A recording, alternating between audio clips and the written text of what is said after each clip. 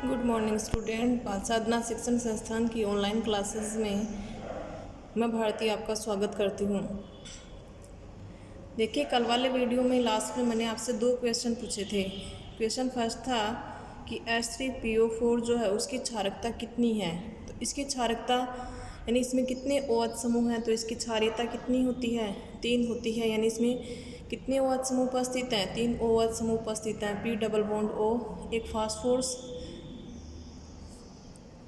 जिसके साथ ऑक्सीजन द्विबंध बनाता है और 3 OH समूह जुड़े हुए होते हैं।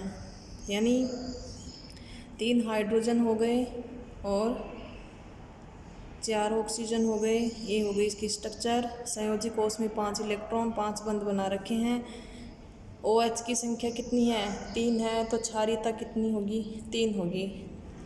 दूसरा क्वेश्चन मैंने आपसे पूछा था कि H3PO3 को जब गर्म करते हैं तो क्या होता है। यदि इसको हीट करेंगे तो किसका फॉर्मेशन होता है, H3PO4 का निर्माण होता है प्लस फोस्फीन का निर्माण होता है, जो कि एक असमानुपातन प्रकार की अभिक्रिया है जिसमें फॉस्फोरस का यहाँ ऑक्सीकरण अंक कितना है, यानी 3 दूनी 6, 6 में से प्लस का 3 है, यहाँ पर कितना है प्लस का 5 है और यहाँ पर कितना है माइनस का 3 है।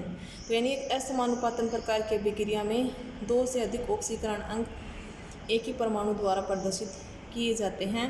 तो एक असमानुपातन प्रकार की अभिक्रिया है।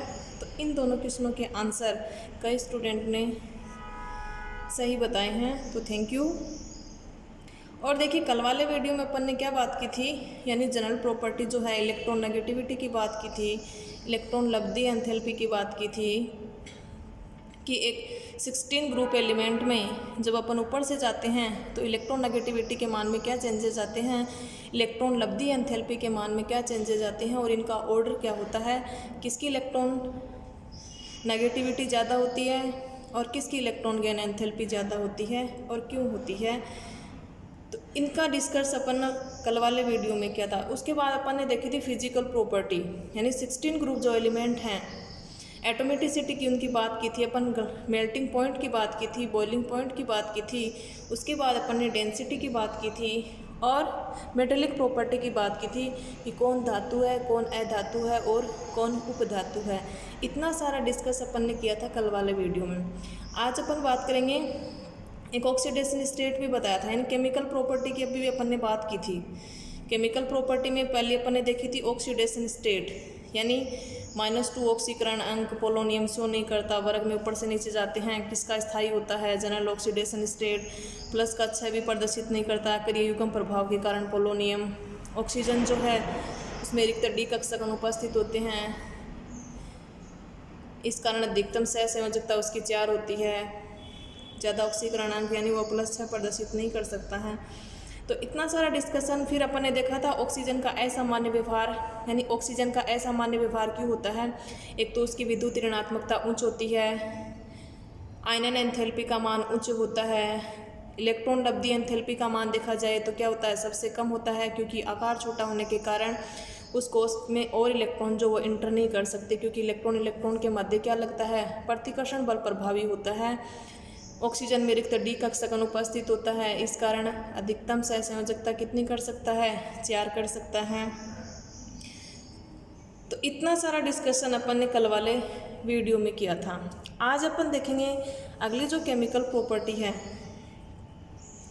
यानी ऑक्सीडेशन स्टेट। उसके पश्चात देखते हैं हाइड्रोजन के प्रतिक्रियाशीलता, यानी हाइड्रोजन के साथ क्रिया करके ये क्या बनाते हैं। तो हाइड्रोजन के प्रति क्रियाशीलता 16 ग्रुप जो एलिमेंट हैं, ऑक्सीजन है, सल्फर है, सेलेनियम है, टेलुरियम है, पोलोनियम है, ये डाई हाइड्रोजन के साथ रिएक्शन करके बनाते हैं H2O, जेल वाटर का फॉर्मेशन करते हैं, हाइड्रोजन सल्फाइड, सेलेनियम का हाइड्राइड, टेलुरियम का हाइड्राइड और पोलोनियम का हाइड्राइड। तो फर्स्ट ऑफ ऑल अपन बात करेंगे ये जो हाइड्राइड हैं इनकी स्ट्रक्चर किस प्रकार की होती है। तो स्ट्रक्चर में यानी केंद्रीय परमाणु क्या है, यदि H2O की बात करूँ, सभी की स्ट्रक्चर वैसी होगी, जैसे H2O की होगी वैसी H2S की होगी, क्योंकि भाइतम कोष में इलेक्ट्रॉन की संख्या क्या है, समान है। तो ऑक्सीजन के भाइतम कोष में कितने इलेक्ट्रॉन होते हैं, 6 इलेक्ट्रॉन होते हैं। कितने हाइड्रोजन के साथ जुड़ा हुआ है, 2 हाइड्रोजन के साथ जुड़ा हुआ है, तो 2 के साथ तो बंध बना लेगा। कितने लोन पेयर के इलेक्ट्रॉन शेष रह जाएंगे, यानी 2 लोन पेयर रहेंगे, 4 लोन पेयर के इलेक्ट्रॉन शेष रह जाएंगे। तो 2 तो हाइड्रोजन के साथ बंध बना लेंगे, ये 2 लोन पेयर ऑक्सीजन पर शेष रह जाएंगे। अब देखिए, अब अपन निकालेंगे केंद्रीय परमाणु में संकरण का प्रकार। संकरण का प्रकार क्या होगा, उसके आधार पर इसकी स्ट्रक्चर अपन आइडेंटिफाई कर सकते हैं कि इसकी संरचना किस प्रकार की होगी। तो यानी भाइतम कोष में कितने इलेक्ट्रॉन हैं, 6 हैं।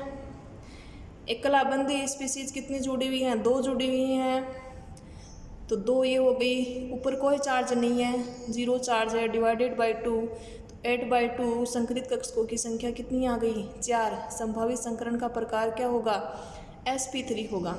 तो sp3 प्रकार का जब संकरण होता है तो आकृति किस प्रकार की होनी चाहिए, टेट्राहाइड्रल होना चाहिए, चतुष्फलकीय होना चाहिए, परंतु इसकी आकृति चतुष्फलकीय नहीं होती है, क्योंकि सारे के सारे यदि बॉन्ड पेयर होते, यानी ये इलेक्ट्रॉन किसके हैं, बॉन्ड पेयर के इलेक्ट्रॉन जिन्होंने बंध बना रखा है।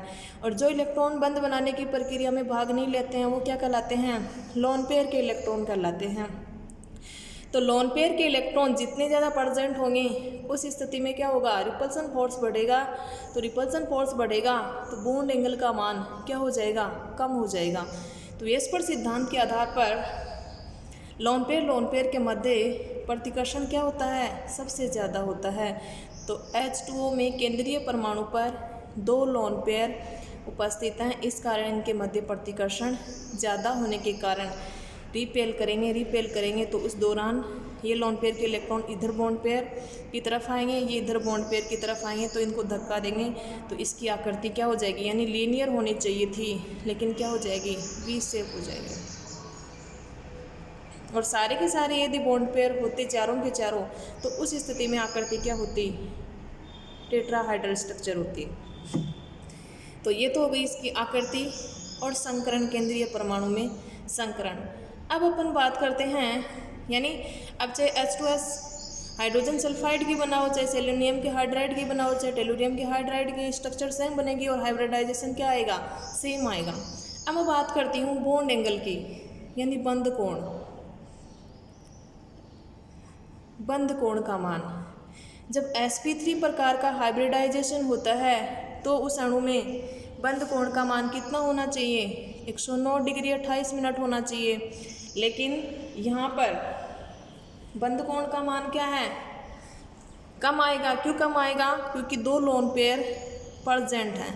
तो 2 लोन पेयर प्रेजेंट होने के कारण अणु की आकृति क्या हो गई, वी शेप, और बंध कोण का मान 109 डिग्री 28 मिनट से घट करके कितना रह जाता है, 104 डिग्री रह जाता है, 104 डिग्री 5 मिनट रह जाता है, कारण लोन पेयर के इलेक्ट्रॉन की उपस्थिति के कारण। ठीक है, तो H2O में बंध कोण का मान कितना होता है, 104 डिग्री 5 मिनट होता है।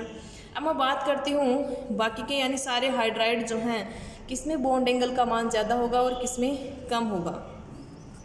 तो हाइड्राइडों में बंध कोण का क्रम, तो वर्ग में ऊपर से नीचे जाने पर, यानी H2O है, H2S है, H2SE। देखिए वर्ग में ऊपर से नीचे जाने पर oxygen, sulphur, selenium, tellurium, polonium की क्या कम होती है, इलेक्ट्रोनेगेटिविटी कम होती है। और इलेक्ट्रोनेगेटिविटी के कम होने से वो जो केंद्रीय परमाणु के इलेक्ट्रॉन हैं, बंध के जो इलेक्ट्रॉन हैं बॉन्ड पेयर के, वो केंद्रीय परमाणु से क्या होते चले जाते हैं, दूर होते चले जाते हैं। तो इस दौरान रिपल्सन फोर्स क्या लगता है, उनके मध्य कम लगता है, बॉन्ड पेयर के इलेक्ट्रॉन के मध्य। तो बंध कोण के मान में क्या आती है, कमी आती है। तो यानी 16वें वर्ग के जो तत्व हैं उनके हाइड्राइडों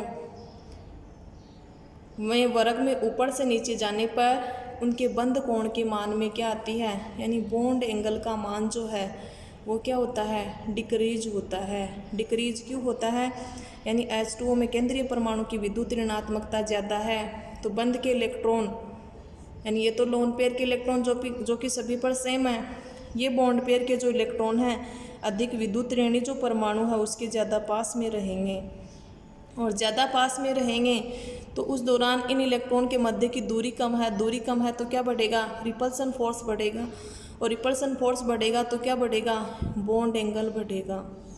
लेकिन यहाँ पर ज्यों नीचे जाएंगे, जैसे सेलेनियम का हाइड्राइड है, तो इसकी विद्युत ऋणात्मकता ऑक्सीजन की अपेक्षा क्या है, कम है, तो इस दौरान बॉन्ड पेयर के इलेक्ट्रॉन कहाँ होंगे, इससे दूर होंगे। तो यानी इनके मध्य की दूरी अब पहले की अपेक्षा क्या है, ज़्यादा है, तो इस दौरान रिपल्सन फोर्स कम प्रभावी होता है, यानी ज़्यादा प्रभावी नहीं होने के कारण बॉन्ड एंगल का मान क्या होता है, जितना होता है उतना ही रहता है, न तो बढ़ता है न कम होता है। तो इस कारण वर्ग में ऊपर से नीचे जाने पर इलेक्ट्रोनेगेटिविटी का मान जो डिक्रीज होता है केंद्रीय परमाणु के, तो बॉन्ड एंगल का मान डिक्रीज हो जाता है। तो बॉन्ड एंगल के ऑर्डर की यदि बात करूं तो ऑर्डर ये हो जाएगा, H2O में सबसे ज़्यादा, उसके बाद हाइड्रोजन सल्फाइड, उसके बाद सेलेनियम हाइड्राइड, उसके बाद टेलुरियम हाइड्राइड, और उसके बाद पोलोनियम हाइड्राइड। अब देखिए ये जो हाइड्राइड हैं इनके तापीय स्थायित्व का क्रम क्या होगा, तापीय स्थायित्व का क्रम, ये तो हो गया बॉन्ड ऑर्डर का, बॉन्ड एंगल का ऑर्डर हो गया। तापीय स्थायित्व के क्रम की यदि बात करूं तो यानी वर्ग में ऊपर से नीचे जाने पर ये जो केंद्रीय परमाणु और उसके साथ जो हाइड्रोजन जुड़ा हुआ है, यानी MH जो बॉन्ड है, M का मतलब मेरा यहाँ से है ऑक्सीजन है, चाहे वो सल्फर है, चाहे वो सेलुनियम है जिसने हाइड्रोजन के साथ बंध बना रखा है। MH आबंध लंबाई क्या होती जाती है, इंक्रीज होती जाती है, आबंध लंबाई बढ़ती है। क्यों बढ़ती है, आकार बढ़ता है केंद्रीय परमाणु का, तो आकार बढ़ेगा तो दोनों के हाइड्रोजन और उसके मध्य की दूरी क्या होगी, बढ़ेगी, और दूरी बढ़ेगी, आबंध लंबाई बढ़ेगी, तो आबंध वियोजन एंथैल्पी, यानी इस बंध को तोड़ने के लिए जो ऊर्जा है, आबंध वियोजन एंथैल्पी का मान क्या होगा, घटेगा।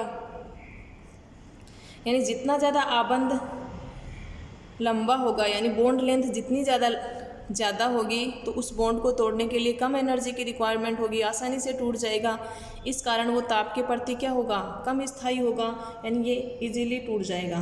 तो यदि इनके तापीय स्थायित्व का यदि क्रम देखा जाए तो तापीय स्थायित्व का क्रम, यानी जो बॉन्ड एंगल का ऑर्डर है वही क्या हो जाएगा, तापीय स्थायित्व का क्रम हो जाएगा। यानी H2O जो है वो ताप के प्रति ज़्यादा स्थायी है, फिर H2S, फिर H2Se, फिर H2Te, फिर H2PO। अब देखते हैं एसिडिटी करैक्टर, यानी अम्लीय लक्षण।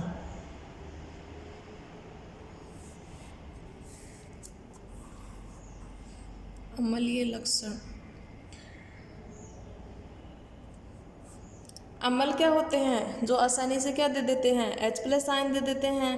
तो H+ आयन कौन देगा, यानी H2O जो है उसमें तो अम्लीय लक्षण नहीं पाया जाता। क्यों नहीं पाया जाता, क्योंकि एक H2O जो है वो दूसरे H2O के साथ क्या बना लेता है, intermolecular hydrogen bonding, intermolecular hydrogen bonding बना लेता है।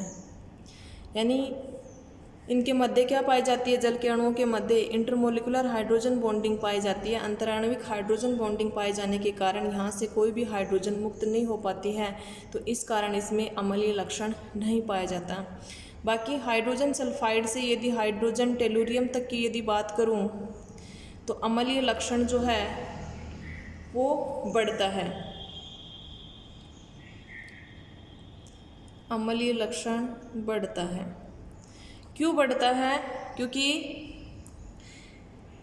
टेलुरियम और हाइड्रोजन यानी सल्फर और हाइड्रोजन के मध्य की आबंध लंबाई क्या है, कम है, जबकि टेलुरियम और हाइड्रोजन सल्फाइड जो है उसके मध्य की आबंध लंबाई क्या है, ज़्यादा है। तो आबंध लंबाई जितनी ज़्यादा होगी वो क्या होगा, उतनी ही आसानी से क्या दे देगा, H+ आयन दे देगा।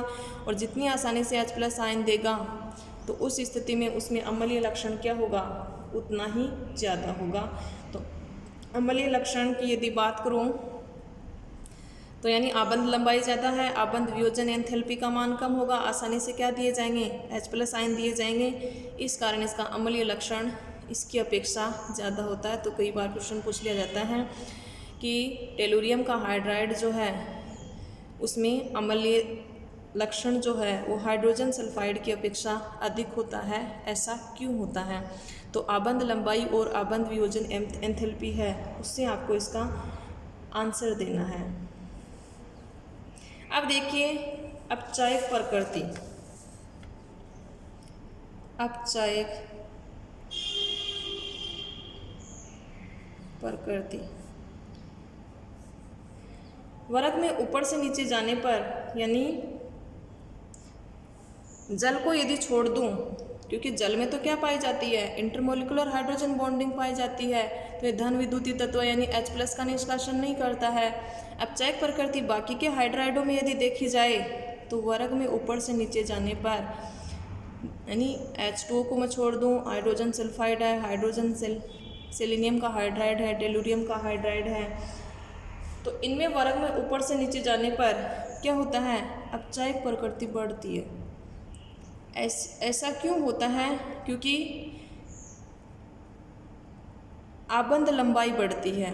यानी जैसे टेलुरियम हाइड्रोजन के मध्य की आबंध लंबाई सेलेनियम हाइड्रोजन के मध्य की आबंध लंबाई, सल्फर और हाइड्रोजन के मध्य की आबंध लंबाई।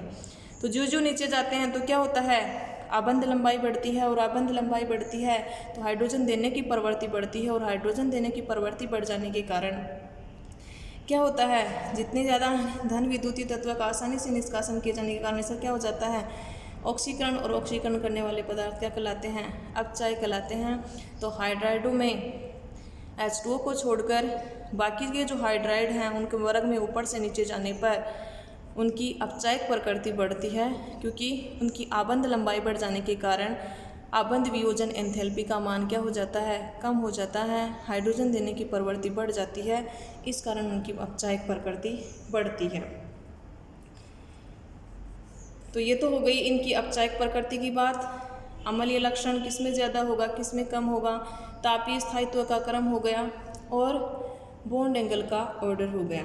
अब देखिए ऑक्सीजन के प्रति क्रियाशीलता। तो ये तो हो गई हाइड्रोजन के प्रति क्रियाशीलता।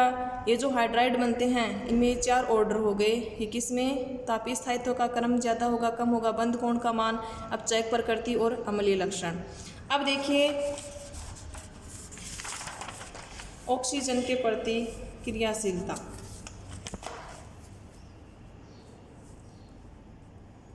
दूसरी अगली जो केमिकल प्रॉपर्टी है वो है ऑक्सीजन के प्रति क्रियाशीलता। यानी 16 ग्रुप एलिमेंट जो हैं ये इसमें यदि ऑक्सीजन को छोड़ दूं तो बाकी ऑक्सीजन के साथ क्रिया करके डाइऑक्साइड, ट्राइऑक्साइड, कई जो हैं वो मोनोऑक्साइड भी बनाते हैं, लेकिन ज़्यादा मोस्टली जो स्थायी होते हैं डाइऑक्साइड और ट्राइऑक्साइड होते हैं। यानी जैसे सल्फर है, सल्फर डाइऑक्साइड भी बनाता है, सल्फर ट्राइऑक्साइड भी बनाता है। सिलीनियम जो है वो सिलीनियम डाइऑक्साइड भी बनाता है, सिलीनियम ट्राइऑक्साइड भी बनाता है, टेलुरियम डाइऑक्साइड भी बनाता है और ट्राइऑक्साइड भी बनाता है। पोलोनियम जो है वो डाइऑक्साइड बनाता है। तो यानी ज़्यादातर जो है वो डाइऑक्साइड और ट्राइऑक्साइड का फॉर्मेशन करते हैं ऑक्सीजन को छोड़ करके। अब यदि हम डाइऑक्साइड हो चाहे ट्राइऑक्साइड हो की मैं यदि प्रकृति की बात करूँ, यानी किसकी प्रकृति अम्लीय होगी, कौन से ऑक्साइड की, और किस ऑक्साइड की प्रकृति जो है वो उभयधर्मी होगी और किसकी क्या क्षारीय होगी। तो ये जो प्रकृति है यानी इन ऑक्साइडों की, यदि इन ऑक्साइडों को मिक्स कर दूं तो उस दौरान यदि मैं देखूं तो तब तो अपन आंसर देंगे ऑक्सीडेशन स्टेट से कि इनमें ज़्यादा अम्लीय कौन सा होगा। तो जिसका जितना ज़्यादा ऑक्सीकरण अंक होगा उसकी अम्लीय प्रकृति क्या होगी, उतनी ही ज़्यादा होगी। लेकिन यदि मैं बात करूँ सल्फर डाइऑक्साइड है, सिलीनियम ऑक्साइड है, टेलुरियम का ऑक्साइड है, पोलोनियम का ऑक्साइड है, तो यानी वर्ग में ऊपर से नीचे जाने पर यानी ऊपर वाले जो ऑक्साइड हैं इनकी प्रकृति तो क्या होती है, अम्लीय होती है। फिर कौन सी प्रॉपर्टी बढ़ती है, यानी ये तो क्या होते हैं सल्फर और ऑक्सीजन, ये तो क्या है अधातु, तो अधातु के ऑक्साइडों की प्रकृति क्या होती है, अम्लीय होती है। और जो नीचे जाती हूँ यानी सेलेनियम का, टेलुरियम का ऑक्साइड, ये क्या होते हैं, सेलेनियम और टेलुरियम दोनों उपधातु होते हैं, तो इनके ऑक्साइडों की प्रकृति क्या होगी, उभयधर्मी होगी। और पोलोनियम के यदि ऑक्साइड की बात करूँ तो उसकी प्रकृति क्या होगी, क्षारीय होगी। क्षारीय क्यों होती है, क्योंकि यानी इसमें कौन सी प्रॉपर्टी पाई जाती है, धात्विक प्रॉपर्टी पाई जाती है। और वैसे यदि बात करूँ जैसे सल्फर मोनोऑक्साइड है, सल्फर डाइऑक्साइड है, ये तो कम बनता है, सल्फर मोनोऑक्साइड ज़्यादा, तो सल्फर डाइऑक्साइड है, सल्फर ट्राइऑक्साइड है, हेप्टाऑक्साइड है। तो इसमें देखिए इनमें अम्लीयता का क्रम क्या होगा। तो इस तरह से यदि मिक्स किए हुए ऑक्साइड हैं तो उस स्थिति में क्या करेंगे अपन, केंद्रीय परमाणु का ऑक्सीकरण अंक निकालेंगे। तो ऑक्सीकरण अंक जब भी निकालेंगे तो यानी यहाँ पर इसका ऑक्सीकरण अंक तो वो x मान लेंगे, वो जो आपको रूल बताए गए वो अप्लाई कर लेंगे और ऑक्सीकरण अंक निकालेंगे। यहाँ कितना आ जाएगा, +4, यहाँ +6 आ जाएगा, यहाँ +7। तो यानी यहाँ ऑक्सीकरण अंक सबसे ज़्यादा किसका है, H2O7 का है। तो यानी इसमें अम्लीय लक्षण क्या होगा, सबसे ज़्यादा होगा। फिर किस में होगा, यहाँ पर SO3 में, सल्फर ट्राइऑक्साइड में +6 है तो इसका ज़्यादा होगा। फिर सल्फर डाइऑक्साइड में होगा, फिर सल्फर मोनोऑक्साइड में होगा। तो ये हो जाएगा इनकी अम्लीयता का क्रम हो जाएगा। अब मैं बात करती हूँ हेलोजन के प्रति क्रियाशीलता का। हेलोजन के प्रति क्रियाशीलता यानी 16 ग्रुप जो एलिमेंट हैं वो हेलोजन के साथ रिएक्शन करके किसका फॉर्मेशन करते हैं। तो ऑक्सीजन है, सल्फर है, सेलेनियम है, टेलुरियम है, पोलोनियम है, ये हेलोजन के साथ, हेलोजन यानी एक्स, फ्लोरो, क्लोरो, ब्रोमो और आइडो। यदि इन हेलोजनों की क्रियाशीलता का क्रम यदि देखूं तो क्रियाशीलता का जो क्रम होता है वो ये होता है। कई बार पूछ लिया जाता है हेलोजनों की क्रियाशीलता का क्रम बताइए। फ्लोरीन का आकार छोटा और विद्युत ऋणात्मकता का मान अधिक होने के कारण यानी आसानी से बॉन्ड बना लेता है, तो इस कारण क्रियाशीलता यानी रिएक्टिविटी का जो ऑर्डर होता है वो फ्लोरीन, क्लोरीन, ब्रोमीन और आयोडीन ये होता है। अब यदि मैं बात करूँ 16 ग्रुप एलिमेंट की कि हेलोजन के साथ क्रिया करके ये मोनोहेलाइड भी बनाते हैं, डाई हेलाइड भी बनाते हैं, टेट्रा भी बनाते हैं, यानी MX4, MX6 टेट्रा भी बनाते हैं और हेक्सा हेलाइड भी बनाते हैं। टेट्रा हेलाइड का एग्जाम्पल जैसे SF4 का फॉर्मेशन करते हैं, SF6 इसका फॉर्मेशन करते हैं, यानी फ्लोराइड के जो होते हैं हेक्सा फ्लोराइड। तो हेक्सा जो हैं हेलाइड उनमें फ्लोराइड के जो होते हैं वो ज़्यादा स्थायी होते हैं, क्योंकि फ्लोरीन का आकार छोटा होने के कारण 6 फ्लोरीन जो इसके साथ आसानी से जुड़ जाते हैं। और अब बात करते हैं अपन इनकी आकृति की, यानी सल्फर डाइक्लोराइड भी बनता है, सल्फर मोनोक्लोराइड भी बनता है, यानी MX2 प्रकार के, डाई हो गया, टेट्रा हो गया, और ये क्या हो गया, हेक्सा हेलाइड का फॉर्मेशन करते हैं। अब देखिए इनकी स्ट्रक्चर की यदि बात करूँ, सल्फर डाइक्लोराइड, सल्फर के भाइतम कोष में कितने इलेक्ट्रॉन, 6, तो वो 2 क्लोरीन के साथ बंध बना लिए। तो यानी यहाँ संकरण का प्रकार कौन सा आ गया, वही sp3 आएगा।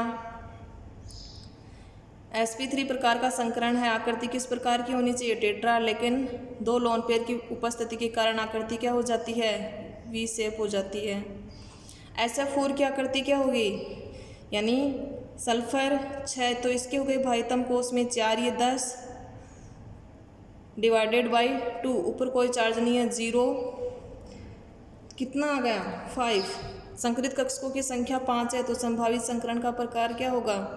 sp3d होगा। और sp3d प्रकार का जब संकरण होता है तो आकृति किस प्रकार की होती है? त्रिकोणीय द्विपिरामिडीय होती है, यानी इस तरह की आकृति होगी, त्रिकोणीय और द्विपिरामिडीय। एक लोन पेयर हो जाएगा, फ्लोरीन हो जाएगा। SF6 इसकी आकृति किस प्रकार की होगी? तो केंद्रीय परमाणु में संकरण का प्रकार भारितम कोष में 6 फ्लोरीन, कोई चार्ज नहीं है, डिवाइडेड बाई 2। संकरित कक्षकों की संख्या कितनी आ गई? 6 आ गई। तो संभावित संकरण का प्रकार क्या हो जाएगा? sp3d2। और sp3d2 प्रकार का संकरण जब होता है तो आकृति किस प्रकार की होती है? वर्गाकार द्विपिरामिडीय या अष्टफलकीय प्रकार की होती है, यानी केंद्रीय परमाणु सल्फर, ये 4 फ्लोरीन हो गए, ये वर्ग बन गया, 4 तो ये हो गए, और 1 फ्लोरीन ऊपर, 1 नीचे। तो किस प्रकार की आकृति बन जाएगी? वर्गाकार द्विपिरामिडीय। और यानी 1 फ्लोरीन ऊपर है, 1 फ्लोरीन जस्ट नीचे है, तो ऊपर वाला फ्लोरीन चारों फ्लोरीन के साथ बंध बनाएगा और नीचे वाला भी चारों के साथ, तो ये क्या हो जाएगी? ऑक्टाहेड्रल स्ट्रक्चर हो जाएगी। तो इस तरह से यानी ये डाई भी बनाते हैं, टेट्रा बनाते हैं। टेट्रा में कौन सा हाइब्रिडाइजेशन होता है, उनकी स्ट्रक्चर क्या होती है, और हेक्साहेलाइड जो है उनकी स्ट्रक्चर किस प्रकार की होती है। तो ये इसकी केमिकल प्रॉपर्टी कंप्लीट। कल अपन पढ़ेंगे डाई ऑक्सीजन बनाने की विधि, डाई ऑक्सीजन को किसने डिस्कवर किया था, तो ये अपन कल पढ़ेंगे। आज के लिए आपको क्वेश्चन जो बताना है, मेरा क्वेश्चन आपसे है कि H2O जो है वो द्रव्य है जबकि H2S गैस है। दूसरा क्वेश्चन मेरा आपसे ये है कि हाइड्रोजन सल्फाइड एंड टेलुरियम का जो हाइड्राइड है उनमें कौन अधिक अम्लीय है और क्यों। तो ये 2 क्वेश्चन आपको कमेंट बॉक्स में इनके आंसर आपको लिख करके बताने हैं। शॉर्ट में लिख देना भले H2O द्रव्य है जबकि H2S गैस है। दूसरा क्वेश्चन, हाइड्रोजन सल्फाइड और टेलुरियम हाइड्राइड में अम्लीय लक्षण किसमें ज़्यादा हैं और क्यों। तो ये 2 क्वेश्चन आज के लिए, आज के वीडियो में इतना ही। Thank you.